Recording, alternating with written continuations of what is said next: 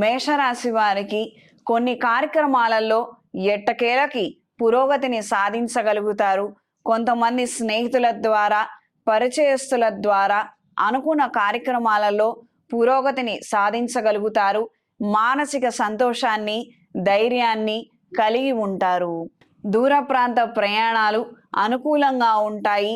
ఆధ్యాత్మిక కేంద్రాల పట్ల, దైవ కార్యక్రమాల పట్ల ఆకర్షితులవుతారు. కొన్ని నూతన కార్యక్రమాలను ప్రారంభించాలన్న ఆలోచనలు ఏర్పడతాయి.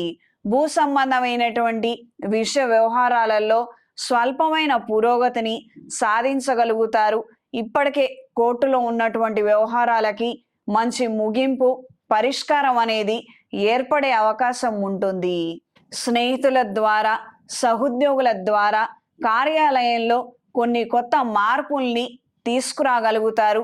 ప్రత్యక్షంగా కానీ, పరోక్షంగా కానీ మీకు అనుకూలంగా ఉండేటట్టుగా కొన్ని మార్పులు చేయటం అనేది జరుగుతుంది.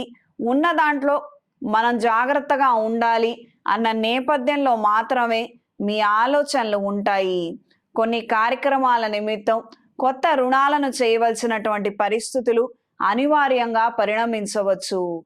ఆరోగ్యరీత్యా ఖచ్చితమైన జాగ్రత్తల అవసరం. నిర్లక్ష్యం, అశ్రద్ధ పనికిరాదు. ఈ విషయాన్ని గ్రహించి మెలగండి.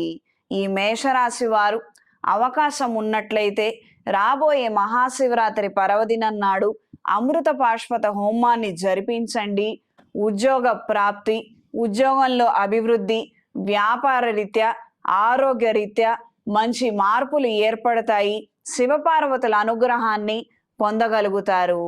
ఈ వారం స్త్రీలకు నూతన ఉద్యోగం కోసం చేసే ప్రయత్నాలు అనుకూలంగా ఉంటాయి. కొత్త పెట్టుబడులకు సంబంధించిన అంశాలు పురోగతిలో ఉంటాయి. కొన్ని కారణాల నిమిత్తం అవసరం మేరకు రుణాలు చేసే పరిస్థితులు కలగవచ్చు. అవసరం ఎంతవరకు అన్నది 1-2 సార్లు ఆలోచించుకొని మాత్రమే నిర్ణయం తీసుకోండి. అనవసరమైనటువంటి రుణాల జోలికి మాత్రం వెళ్ళవద్దు. ఇంటికి సంబంధించినటువంటి విషయ వ్యవహారాలలో మీరు తలదూర్చడం లేదు, మీరు సరైన సమాధానం చెప్పడం లేదు, ఇంటికి కాస్త దూరంగా ఉంటున్నారు, ఇంటికి మీకు పట్టనట్టుగా వ్యవహరిస్తున్నారని కొన్ని విమర్శలు ఎదుర్కొనే అవకాశం ఉంటుంది. ఈ విషయాలలో మాత్రం కాస్తంత శ్రద్ధ వహించండి. ఈ వారం మేషరాశి వారికి కలిసొచ్చే రంగు పసుపు, కలిసొచ్చే దిక్కు తూర్పు, కలిసొచ్చే సంఖ్య 7. ప్రతిరోజు ప్రతినిత్యం రుణ విమోచక అంగారక స్తోత్రాన్ని పఠించండి.